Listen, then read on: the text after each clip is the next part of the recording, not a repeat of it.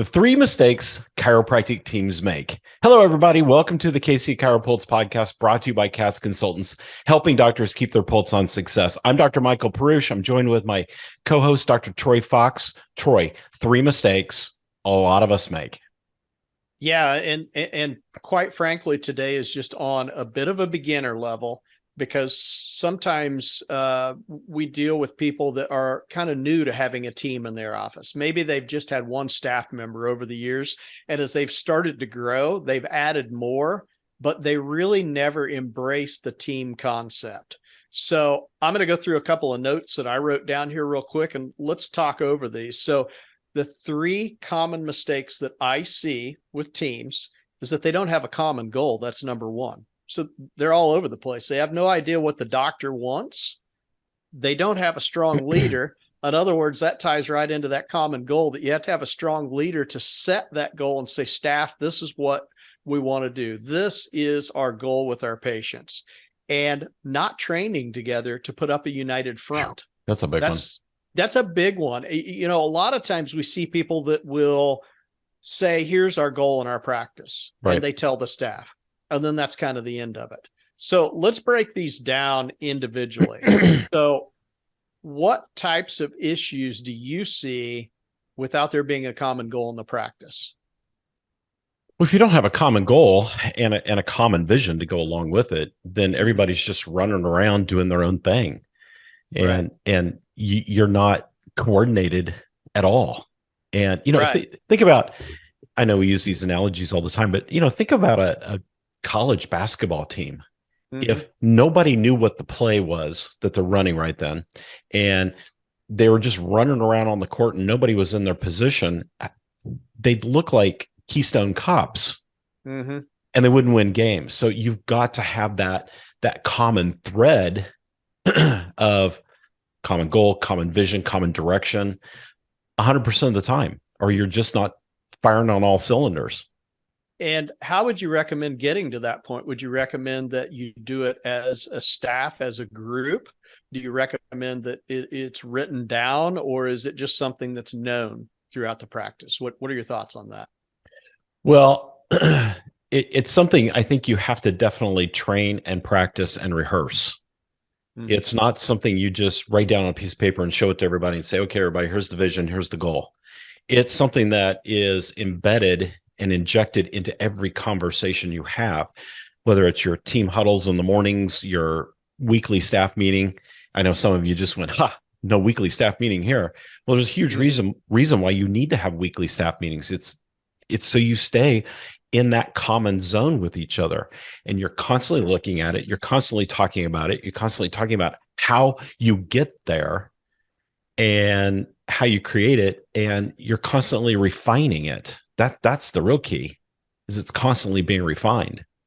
And what's really sad to see when we go into practices sometimes is we will interview the doctor, we'll interview the staff, we'll talk to each person individually, and we'll find out sometimes that common goal that maybe the doctor thinks is in place isn't in place, because the staff say, oh yeah, we actually do blah, blah, blah. And you're like, yeah, that's not what we heard from the doctor. So let's go back to that basketball example real quick. Who is leading the team? Who's calling the plays? Who's running the show for most teams? I know every once in a while you call an audible out on the field. That happens even in our practices. But who's leading that team? Is it the doctor, or is it a staff member that should be leading the team? It's both. So the doctor who owns the clinic, of course, is setting the vision and leading the discussions about the vision. But when you're in the throes of patient care, the doctor's not leading. Somebody on the staff or some bodies need to be leading that team, because you think about it, as the doctor, you're running in and out of a room, or maybe two rooms. And every time you come out of that room, the clinic looks different. There's different people sitting there waiting for you. There's different things happening. So you got to find that person who's the constant, whether it's an office manager or the front desk person or your therapy person, even sometimes can be that person. But you've got to find that person that has that common line of sight, if you will, to make sure that the vision and the goals are being adhered to. And then as little things spin out of control, this is where the refinement comes in. You talk about it. Hey, in our huddle today, hey, yesterday, when we got to 3:30, we got so busy that things just started kind of falling apart. Great. Well, what was happening at 3:30? Well, we had a walk-in exam. We had, 4 people come in at once. A family of 5 came in during that hour, and it just got a little crazy. Okay, what can we do to fix those kind of things? Because that doesn't fit our vision, our goal. Mm-hmm. And maybe the goal is something simple like staying on time. Maybe the goal is something simple like let's create consistency in the schedule. Maybe it's just an overall goal like total patient visits or something. We have all kinds of goals, but back to your question, you need somebody in the clinic that's got that common line of sight, as I call it, that can see everything going on when you're in patient care and then bring it back to the team so that everybody can discuss it. I like what you're talking about with that, because the truth of the matter is as the doctors, we do set the vision for the practice because it is our practice, but we do not have our finger on the pulse. When you're, and I'll say stuck in a room, you're not stuck, but you know what I'm talking about. Sure.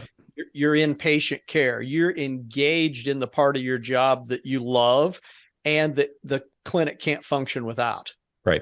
You got to be doing what you're doing at that point. You have to be involved in diagnosis and treatment of patients. So as a result, you have to have assistant coaches that know what they're doing. And if you have a small team that's maybe 3 or 4 people, they may all be assistant coaches because of the next topic that we're going to talk about, which is the training topic in the United Front. Because if you understand what your vision and goals are, you understand where the clinic needs to go and how it should operate every day. And then you train on those situations. And by training, sometimes that's during a staff meeting, right? We just have a roundtable discussion. In the event of what happened yesterday happens again, how do we handle this? That's a training event, right? Right.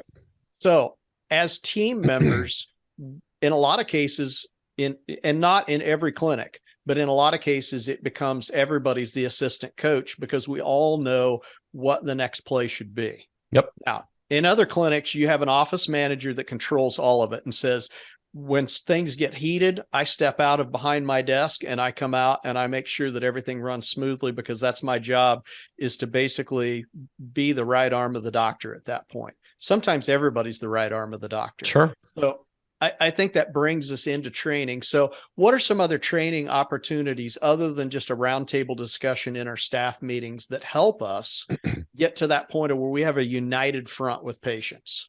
I think periodically you need to just stop for a day and have a strategic planning session. We recommend once a month. You should have a strategic planning session. And that's your opportunity to really roll up your sleeves and look at your vision, your goals, everything you've been working on, training on. It's an opportunity to really super refine what you're doing and making sure that everybody's moving in the right direction.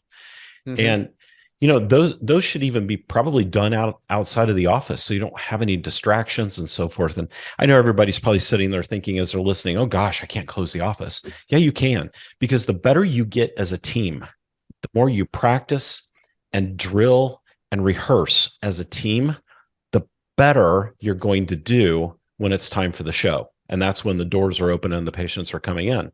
So it's okay to have some downtime behind the scenes. In fact, patients love to see a sign on the door that says, hey, we're doing an in-service today. We'll, call us, we'll get you in. We'll be open all day tomorrow, whatever. Patients don't mind that. You're not going to lose patient visits, especially if you plan it correctly. Now, I'm not saying, oh, it's Wednesday afternoon, let's close tomorrow and we'll have an in-service day and do strategic planning. No, you plan it out. They should be on your calendar automatically every quarter so that you're scheduling around them. But that truly is that opportunity to have that deep team meeting, just like the professional sports teams do. Kansas City Chiefs, for example. Yes, that's my favorite team. The Chiefs, for example, if they win on Sunday or they play on Sunday, they come in on Monday. Monday is a team meeting day. It's an opportunity for the body to relax and recoup just a little bit.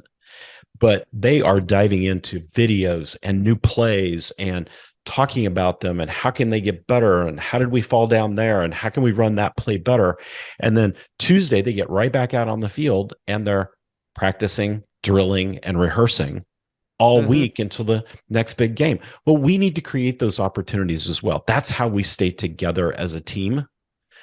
And that's how we create those opportunities to always be on the same page and always saying the same thing, always running the same procedures or plays in the practice.